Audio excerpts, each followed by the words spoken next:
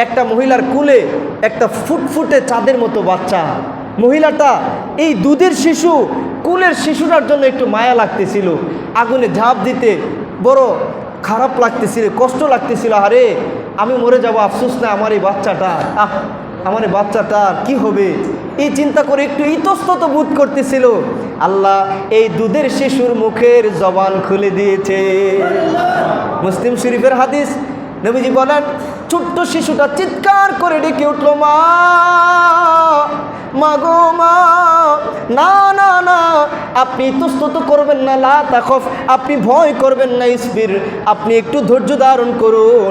এই তো দেখেন আপনার জন্য জান্নাতি ফেরেশতারা জান্নাতি বিছানা নিয়ে রেডি আছে। পবিত্র কোরআনুল কারীমে অসংখ্য জায়গায় আল্লাহর উপর ভরসা, আল্লাহ পাকের পরিপূর্ণ তাকওয়ার পাশাপাশি ঈমানদারদেরকে আল্লাহর ওলিদের সহবতের কথা বলেছেন। এমনই একটা সহবতের তাৎপর্যপূর্ণ সূরা সূরাতুল বুরুজ, পবিত্র কোরআনের 85 নম্বর সূরা বুরুজে 30 নম্বর পারায় আল্লাহ তাআলা এই সম্পর্কে বিস্তারিত বর্ণনা দিয়েছেন। তাফসীর থেকে আজকে আমরা এমন একটা ঘটনা জানব যেটার মাধ্যমে আমাদের আল্লাহর ওলিদের সহবত এবং বেশি বেশি নিজেদের অন্তরকে আল্লাহর ওলিদের সাথে কানেকশন করার, মহব্বত লাগানোর গুরুত্ব আল্লাহ তাআলা তুলে ধরেছেন এই সূরার মধ্যে এবং এই সূরার তাফসীরের মধ্যে। বলেন সুবহানাল্লাহ। এই সূরার তাফসীর বর্ণনা করতে গিয়ে মুফাসসিরিন কেরাম বলেন, এক বাদশাহ ছিল যার শান শৌকত নাম দাম এত বেশি ছিল, কিন্তু সে ছিল মূর্তি পূজারী এবং মূর্তি পূজা করতে করতে এক পর্যায়ে সে নিজেও খোদা দাবি করে বসে। নাউজুবিল্লাহ, নিজেকে খোদা দাবি করে। কারণ তার একজন জাদুকর ছিল, তার একটা অন্যতম প্রিয়ভাজন প্রজা ছিল যে জাদুবিদ্যায় অনেক বেশি পারদর্শী ছিল। জাদুবিদ্যার মাধ্যমে বাদশাকে সে অনেক কাজে হেল্প করত, অনেক জাদু দেখাতো, যার কারণে অন্যান্য মানুষ বাদশার কথায় বেশি ঝুঁকতে বাধ্য হতো।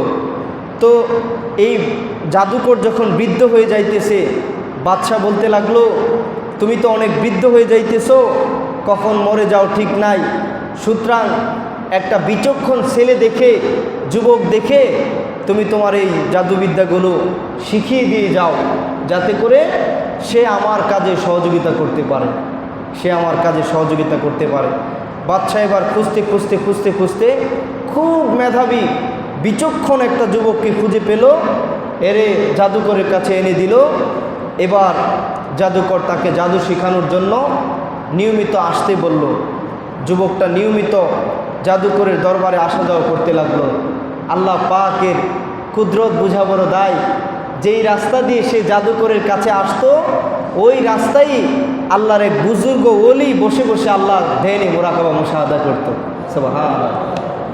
আল্লাহ কোরআনে বলেছেন, ইয়া আইয়ুহাল্লাযীনা আমানুত্তাকুল্লাহ ওয়া কুনু মা'আস সাদিকিন, আলা ইন্না আউলিয়া আল্লাহি লা খাউফুন আলাইহিম ওয়া লা হুম ইয়াহজানুন।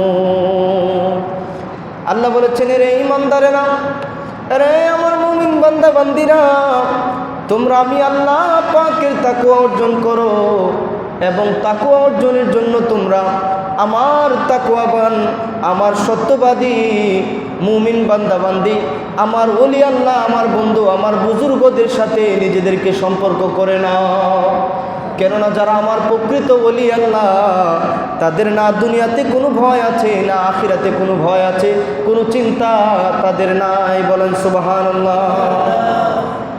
এই ওলি বুজুর্গ মানুষদেরকে কলবের তাজকিয়া অর্জন দিতেন, মানুষদেরকে কলবের শিক্ষা দিতেন। মাদ্রাসা সে आलिम निकलते, मदरसा से शरीयत का इल्म निकलते और औलिया की दरबार से, औलिया की सोहबत से सच्चा वली निकलते।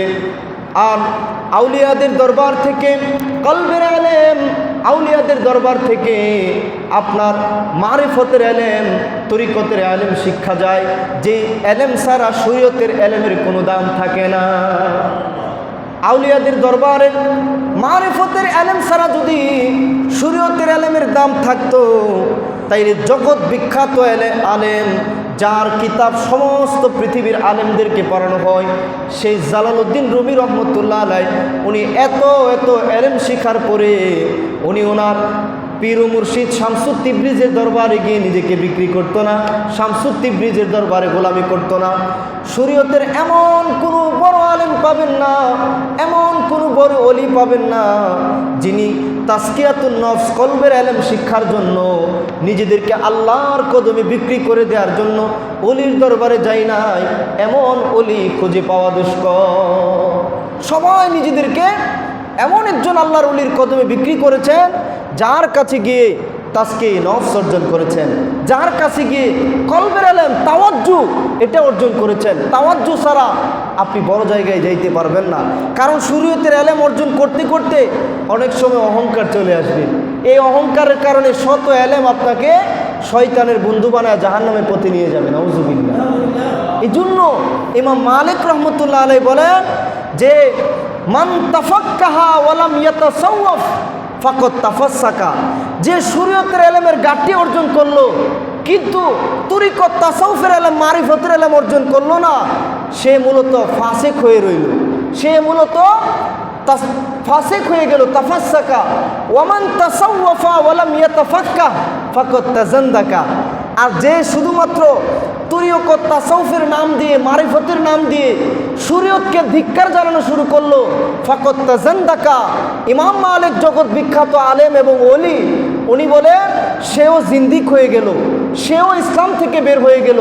ওয়ামান জামা বাইনাহুমা ফাকাদ তাহাক্কাকা, যার কাছে শরীয়তের গুরুত্ব আছে, তরিকত মারিফতের গুরুত্ব আছে, তাসাউফের ইলম আছে, সেই আল্লাহর ওলি হলো, সেই হক অর্জন করলো। সুবহানাল্লাহ।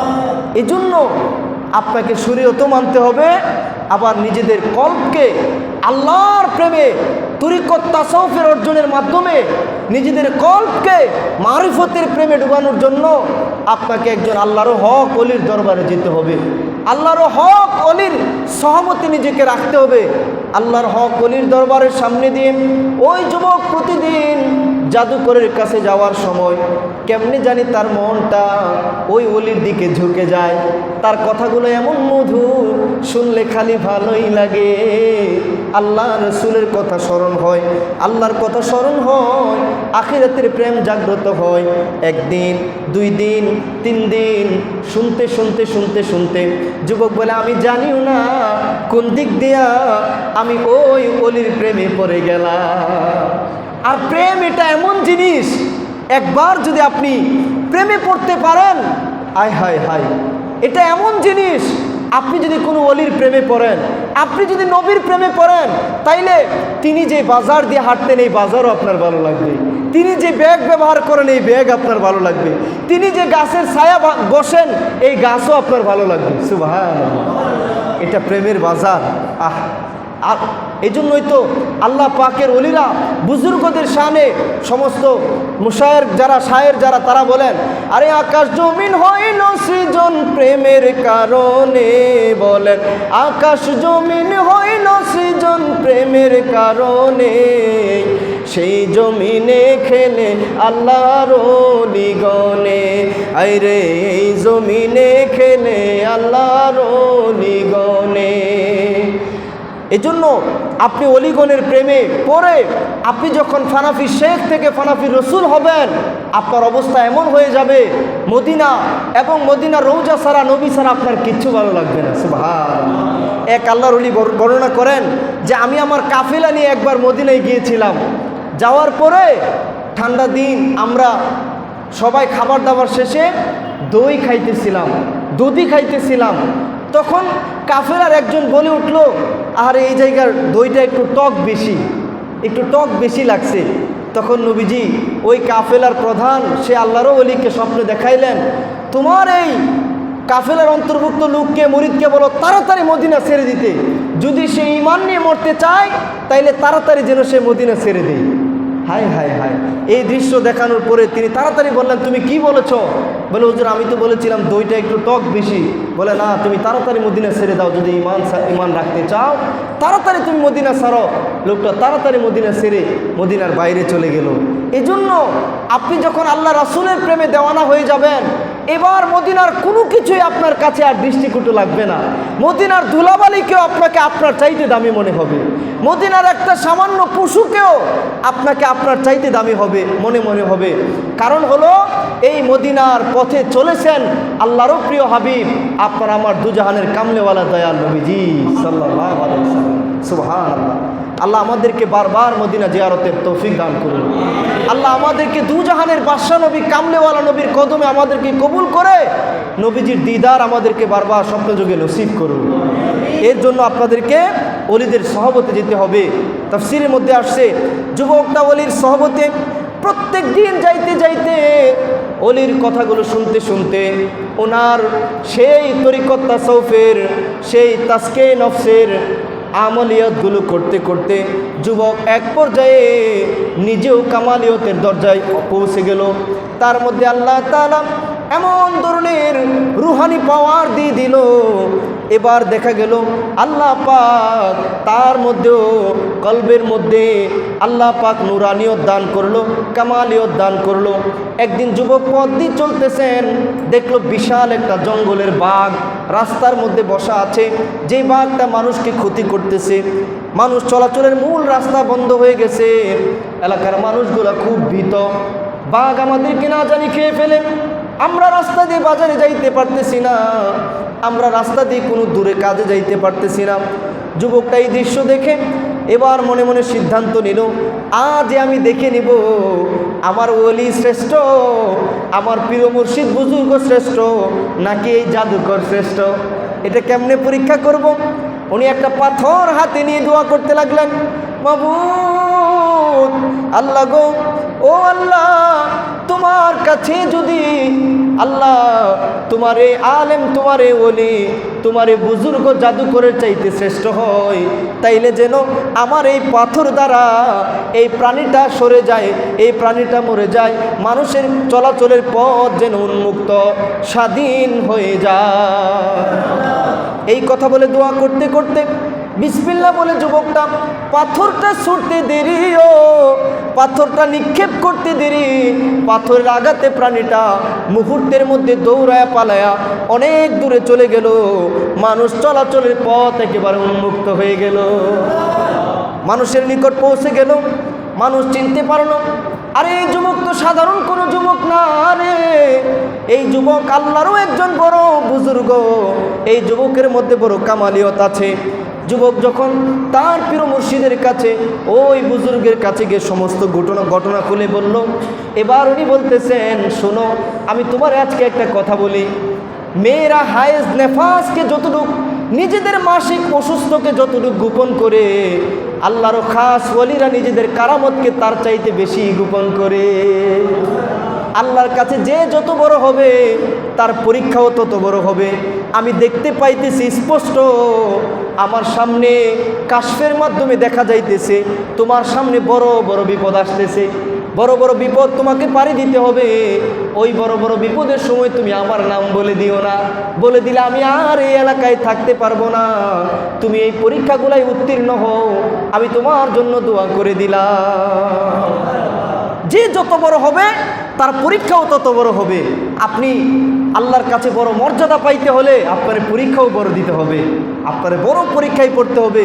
পারিবারিক বিপদ, বিভিন্ন ধরনের বন্ধু বান্ধবের বিপদ, বড় বড় রোগ সুখ, বিভিন্ন ধরনের আপনার পরিবারের বিপদ আপদ আসবে, এগুলোতে আপনার ধৈর্য ধারণ করতে হবে। আপনার আল্লাহর পথে দয়াল নবীর তরিকা মতেই চলতে হবে। আপনারা বুঝতে হবে যে আল্লাহ আমারে পছন্দ করে মনে বড় বড় রোগ দিতেছে, বড় বড় বিপদ দিতেছে। আমি আল্লাহর উপর ভরসা করতেছি, যে আল্লাহ ভালোবাসা দিছে সে আল্লাহই উদ্ধার করবে, নিয়ামত দিবে, গুনাহ মাফ করবে। আপনি যখন ধৈর্য ধরবেন দেখবেন আল্লাহ আপনার উচ্চ মর্যাদা দান করে দিবে। আল্লাহ আপনার বিপদ দূর করে দুঃখের পরে আপনার জন্য মহা সুখ দান করবে ইনশাআল্লাহ। ওয়া মান ইয়াতাওয়াক্কাল আলাল্লাহ ফাহুয়া হাসবুহু, যারা আল্লাহর উপর ভরসা করে আল্লাহ তার জন্য যথেষ্ট হয়ে যায়। যুবকটা এলাকার মধ্যে চলতে লাগলো, মানুষ জানতে লাগলো এই যুবক সাধারণ যুবক না, আল্লাহ পাক তার এমন ক্ষমতা দিয়েছে, এমন কামালিয়তের পর্যায়ে তাকে নিয়েছে, সে হাত দিলে অন্ধ রোগী ভালো হয়ে যায়, কুষ্ঠ রোগী ভালো হয়ে যায়, বড় বড় রোগীরা আল্লাহ পাক তার দোয়ার বরকতে ভালো করে দেয়। এই কথা যখন এলাকার মধ্যে সরে গেল, বাদশার একজন প্রজা ছিলেন, খুব বাদশার একেবারে কাছের লোক, বাদশার একেবারে অন্তরঙ্গ সঙ্গী, সে একবার সফরের মধ্যে বড় একটা রোগে আক্রান্ত হয়ে তার চোখ অন্ধ হয়ে গেছে। এবার এই খবর যখন ওই প্রজার কাছে পৌঁছলো, বাদশার সঙ্গীর কাছে পৌঁছলো, সে তার পরিবারকে নিয়ে তার পরিবারের সঙ্গীদেরকে বললেন, আমার যত সামর্থ্য আছে এত সম্পদ যুবকের জন্য নাও, চলো আমরা যুবকের কাছে যাই, দেখি আমার দুইটা চোখ নিশে ভালো করে দিতে পারে। গিয়ে ডাকতেছে, রে যুবক, আমার পরিবারের হাতে যত যত উপঢৌকন দেখতেছো এই সব কিছু তোমাকে দিয়ে দিব, তুমি আমার চোখ দুইটা খালি ভালো করে দাও, আমি আবার নি দুনিয়াটা দেখতে পারি, আবার নি বাদশার দরবারে কাজ করতে পারি। যুবক বলতে লাগলো, না না না, আমি কাউকে সুস্থ করতে পারি না, আমি কাউকে সুস্থ করার মালিক না, সুস্থ যিনি করতে পারেন একমাত্র তিনি কে? যিনি সুস্থ করার মালিক তিনি আল্লাহ। সবাই জুড়ে বলুন, তিনি কে? আমি শুধু ওসিলা হিসেবে দোয়া করতে পারি, আমি ওসিলা হিসেবে দোয়া করব, তবে আমার একটা অনুরোধ, তুমি যদি আমার আল্লাহর উপর ঈমান আনো রে, তুমি যদি আল্লাহর উপর ঈমান আনতে পারো, আল্লাহকে রব হিসেবে মানতে পারো, তাইলে আমি তোমার সুস্থতার জন্য দোয়া করতে পারি। লোকটা বলল, ঠিক আছে, আমি ঈমান আনলাম। যুবক যখন আল্লাহর কাছে দোয়া করলো, আল্লাহর সাথে সাথে লোকটার দুইটা চক্ষুকে ভালো করে দিল। এবার আবার বাদশার সঙ্গী হয়ে এই লোকটা বাদশার দরবারে গেল, পূর্বের মতো বাদশার খেদমত করতে লাগলো। বাদশা তো অবাক, কিরে, দুনিয়ার সমস্ত বড় বড় ডাক্তার তোমার দেখানো হইল, চোখ ভালো হইল না, এখন আবার চোখ ভালো কেমনি হইল? কার কাছে চোখ ভালো হয়েছে? বলে, বাদশা, আমার চোখ ভালো করেছে আমার দয়াল আল্লাহ, আমার প্রতিপালক আল্লাহ। বাদশার তেলে বেগুনে জ্বলে উঠল, আরে বলো কি, আমি ছাড়া আবার তোমার কোন প্রতিপালক আছে? আমি ছাড়া আবার তোমার কোন মালিক আছে? এত বড় সাহস তোমার কেমন করে হলো? বাদশা মারাত্মক রাগ করে লোকটারে বন্দি করলো, নির্যাতন শুরু করলো। নির্যাতনের এক পর্যায়ে সে যুবকের নাম বলে দিল। এবার যুবককেও বন্দি করা হলো। বাদশা বুঝতে পারলো এই যুবক সাধারণ কোনো যুবক না, সে নিশ্চয় অনেক জাদুবিদ্যা শিখেছে। নাউজুবিল্লাহ বলেন। যার যেমন চিন্তা সে আরেকজনকে এমন চিন্তা করে। আমরা প্রায় সময় উদাহরণ দিয়ে বলি, আবু জাহেল নবীর সামনে গিয়ে বলল, তুমি অনেক কুৎসিত, তুমি অনেক কালো। নবীজি বলে, সদাক্তা, তুমি ঠিক বলেছ। আবু বকর আয়েশা বলেন, নবী গো, আপনার চাইতে সুন্দর পৃথিবীতে আর কেউ না, আপনি হলেন এত সুন্দর। হাসান বিন সাবিতের ভাষায়, আপনার চাইতে সুন্দর কাউকে এই পৃথিবীর কোনো মা জনমই দেয় না। ও আজমালু মিনকা লাম তালিদিন নিসা, হাবিব আপনি এত সুন্দর, পূর্ণিমার চাঁদের চাইতে সুন্দর আপনি। নবীজি বলেন, সাদাক্তা, তুমি ঠিক বলেছ। তো অন্যান্য লোকেরা বলতেছে, হুজুর এটা কেমন কথা? আবু জাহেল আয়েশা বলল, আপনি কালো, আপনি কুৎসিত দেখতে, আপনি বললেন ঠিক বলছো। আবু বকর আয়েশা বলল, আপনি সুন্দর, আপনি বললেন ঠিক বলছো। দুজন কেমনে ঠিক বলছে? নবীজি বলেন, আমি হলাম আল্লাহ দেখার আয়না, আমার মধ্যে আয়েশা যে যেমন সে নিজেকে দেখতে পায়, যে কালো সে নিজেরে কালো দেখতে পায়, এজন্য কালো বলছে। আবু বকর নিজে সুন্দর, এজন্য আমারে সুন্দর দেখছে। এজন্য মান আরাফা নাফসাহু ফাকাদ আরাফা রাব্বাহু, নিজে ভালো হইলে আরেকজনের ভালো দেখবেন। নিজের চোখ ভালো করতে হবে, নিজের অন্তরকে ভালো করতে হবে।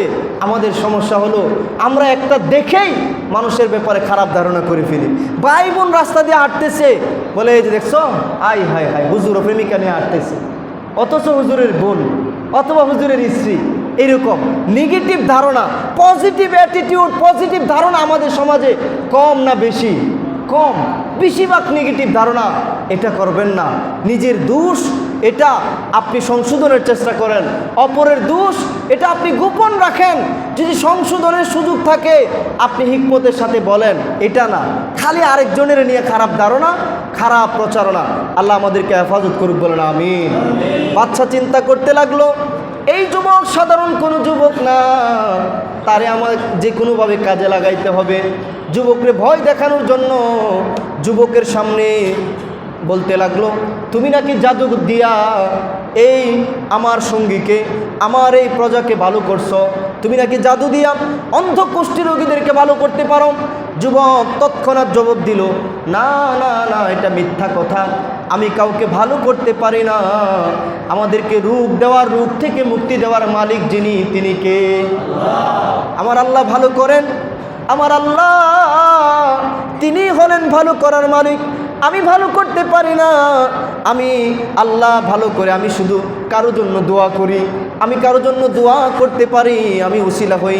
তখন বাদশা আরও তেলে বেগুনে জ্বলে উঠলো, আমার সামনে আবার তুমি কোন আল্লাহর কথা বলো?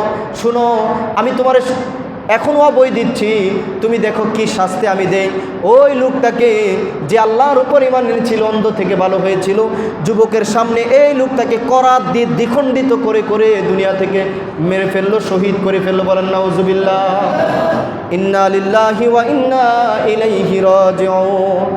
এবার যুবককে সামনে আনা হলো। যুবক যেহেতু গুরুত্বপূর্ণ, বাদশা কোনোভাবেই তাকে ভয় দেখানো যায়, ঘোরানো যায়, ভয় দেখাইতে লাগলো। আরে যুবক, এখনো সময় আছে রে, তুমি তোমার ধর্ম ত্যাগ করে আমারে খোদা মানো, আমার মূর্তি পূজা করো এবং আমার কথা মতো চলো, নাইলে তোমারও কিন্তু কঠিনভাবে শাস্তি দিয়ে মেরে ফেলা হবে। যুবক বলতে লাগলো, আমি জীবন দিব গো, তবু আমার মালিক, আমার আল্লাহ, আমার খালিক, আমার আল্লাহকে আমি ছাড়তে পারবো না। আমি জীবন দিব রে, তবু এক মুহূর্তের জন্য আমি ঈমান দিব না। আল্লাহু আকবার বলেন। আমি আমার ঈমান দিব না। বাদশা শক্তিশালী একদল সৈন্যবাহিনীকে অস্ত্র শস্ত্র দিয়ে পাঠিয়ে দিল, যাও তারে একেবারে উঁচু পাহাড়ের উপরে নিয়ে যাও, গিয়ে ভয় দেখাবা, অস্ত্রের ভয় দেখাবা, যুবককে বলবা ধর্ম ত্যাগ করে আমার উপরে ঈমান আনতে। যদি না নে, তারে পাহাড় থেকে ধাক্কা দিয়ে ফেলে দিবা। পাহাড়ের উপর নিয়ে যাওয়া হলো, অনেক ভয় দেখাইতেছে। যুবকের মনে একটাই ফিকির, লা হাওলা ওয়ালা কুওয়াতা ইল্লা বিল্লাহ, হাসবুনাল্লাহু ওয়া নি'মাল ওয়াকিল, নি'মাল মাওলা ওয়া নি'মান নাসীর। আল্লাহ গো মাবুদ, আমি তোমার উপর ভরসা করতেছি আল্লাহ, আমার বিপদ থেকে বাঁচানোর মতো ভরসার জায়গা তুমি আল্লাহ ছাড়া আর কেউ না। আল্লাহ আমি তোমার উপর ভরসা করতেছি মাবুদ, আল্লাহ তুমি আমারে বাঁচাও। যুবক আল্লাহর জিকির করে, আল্লাহর জিকির করে, মুফাসসিরিন কেরাম বলেন মুহূর্তের মধ্যে আল্লাহ এমন ভূমিকম্প দিল, পাহাড় পর্যন্ত নড়ে চড়ে প্রত্যেকটা সৈন্যবাহিনী পাহাড় থেকে পড়ে দুনিয়া থেকে বিদায় হয়ে জাহান্নামে চলে গেল। কিন্তু যুবককে আল্লাহ পাহাড়ের উপরে স্থির রেখে বাঁচায় দিল। রাখে আল্লাহ, মারে কে? আল্লাহ বাঁচানোর মালিক, আল্লাহ পাকে আমাদের হায়াতের মালিক, আমাদের রিজিকের মালিক, সব কিছুর মালিক আল্লাহ। যুবক আবার বাচ্চার দরবারে আসলো। যুবককে দেখে বাচ্চার চোখ যেন কপালের উপরে উঠে গেছে। আরে তুমি চলে আসলাম, তোমার সাথে তো আমি অনেক লোকদেরকে পাঠাইলাম, তারা কোথায়? বলে তারা সবাই আল্লাহর হুকুমে জাহান্নামের মধ্যে নিক্ষিপ্ত হয়েছে। আরে বলো কি, তুমি কেমনে বেঁচে আসলাম? বলে আমার আল্লাহ বাঁচাইছে।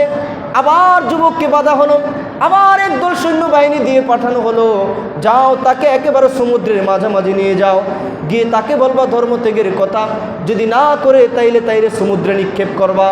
আবার যখন সমুদ্রের মাঝেও তাকে বিভিন্ন ভয় দেখায়, তার মুখে একটাই জিকির, হাসবি আল্লাহু লা ইলাহা ইল্লাহু আলাইহি তাওয়াক্কালতু ওয়া হুয়া রাব্বুল আরশিল আযীম। কুলিল্লাহুম্মা মালিকাল মুলকি তুতিল মুলকা মান তাশাউ ওয়া তানজিউল মুলকা মিম্মান তাশা। আমি আল্লাহ ছাড়া আর কাউকে ভয় করি না। আল্লাহ এমন মালিক যার হুকুমে নদীর কুল ভাঙ্গে ও কুল ঘরে, আরে কুল ভাঙ্গে ও কুল ঘরে, এই তো নদীর খেলা। সকাল বেলার ধনী রে তুই, ফকির সন্ধ্যা বেলা। বলেন সকাল বেলার ধনী রে তুই, ফকির সন্ধ্যা বেলা। আরে আমি তো ওই আল্লাহর উপর ভরসা করি যিনি ফকিরকে মুহূর্তে বাদশাহ বানাইতে পারে, যিনি বাদশারে ফকির বানাইতে পারে, যিনি বেইজ্জতওয়ালা লোকরে ইজ্জতের চেয়ারে বসাইতে পারে, যিনি হুকুম করলে মুহূর্তে ইজ্জতওয়ালা লোকটা বেইজ্জতি হতে পারে। সব কিছুর মালিক খালিক কে? আল্লাহ। আমার আল্লাহ। আল্লাহকে ডাকেন, আল্লাহরে ডাকেন। আল্লাহ ছাড়া আর কেউ আমাদের বাঁচানোর, আমাদেরকে মুক্তি দেওয়ার, আমাদের প্রকৃত বন্ধু, আমাদের প্রকৃত মায়ার সাগর আর কেউ নাই। আমাদেরকে মায়া করে দয়া করে আল্লাহ। যুবক আল্লাহরে ডাকে। আবারও আল্লাহ সমুদ্রের মধ্যে, উত্তাল সমুদ্রে এমন ঢেউ দিয়ে দিল, এক ঢেউয়ে নিয়ন্ত্রণ হারিয়ে সমস্ত মানুষগুলা ডুবে মারা গেল। কিন্তু একটা কুদরতি কাঠের মধ্যে ওই যুবককে বাঁচাইয়া যিনি তীরে পৌঁছাইয়া দিল, তিনি কে? আবার বাদশার দরবারে আসলো। বাদশা কয়, কিরে তুমি যে আবার বেঁচে ফিরলাম, আমার সৈন্যগুলা কোথায়? বলে আল্লাহর হুকুমে তারা সবাই জাহান্নামে চলে গেছে। বলে বাদশা, আরে বাদশা, শত চেষ্টা করলেও তুমি আমারে মারতে পারবা না, একটা পদ্ধতিতে তুমি আমারে শহীদ করতে পারবা। বলে কি সে পদ্ধতি? বলে তুমি আমারে খেজুর গাছের ডালের সাথে বাঁধো, বাঁধার পরে তোমার রাজ্যের সমস্ত মানুষগুলারে ডাকো, সমস্ত মানুষের সামনে আমার তুনির থেকে একটা তীর নিয়া আমি একটা দোয়া শিখাই দিব, বি ইসমিহি রব্বিল গুলাম। আমার আল্লাহর নামে যখন তুমি তীর মারবা, তখন তুমি চাইলে আমারে মারতে পারবা, এভাবে চাইলে তুমি আমারে শহীদ করতে পারবা। যখন এমন দৃশ্য করা হলো, সমস্ত মানুষকে ডেকে যুবককে খেজুর গাছের সাথে বাঁধা হলো। এবার যুবকের প্রভুর নামে তীর মারতে নিক্ষেপ। এরপরেও যুবক একজনের জিকির সারে না, তিনি কে? আল্লাহু আকবার। ইমানের স্বাদ যে পেয়েছে তার কাছে এই দুনিয়া তুচ্ছ। একটা মশা মাছির দামও দুনিয়া একজন আল্লাহওয়ালার কাছে নাই, কারণ সে বারবার কোরআনে শুনেছে, রিদওয়ানুম মিনাল্লাহি আকবার, যালিকা হুয়াল ফাওজুল আযীম। In the world, the greatest bliss is the good pleasure of Almighty Allah. That is the supreme triumph.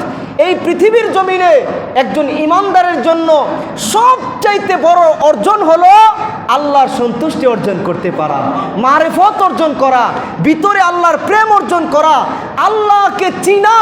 এর চাইতে বড় অর্জন আর এটা হলো মহা অর্জন, এটা হলো মহা সফলতা। আল্লাহ কোরআনে বলে দিয়েছেন, আল্লাহরে না পাইলে দুনিয়ার ধন, ডুপ্লেক্স, বাড়ি, গাড়ি, আইফোন, হ্যাঁ অ্যাপল, যাই পাও কিছুই পাও না, তুমি একেবারে ধোঁকার সাগরে আছো। আল্লাহ আমাদেরকে তোমারে পাওয়ার মতো তৌফিক দিয়ে দাও।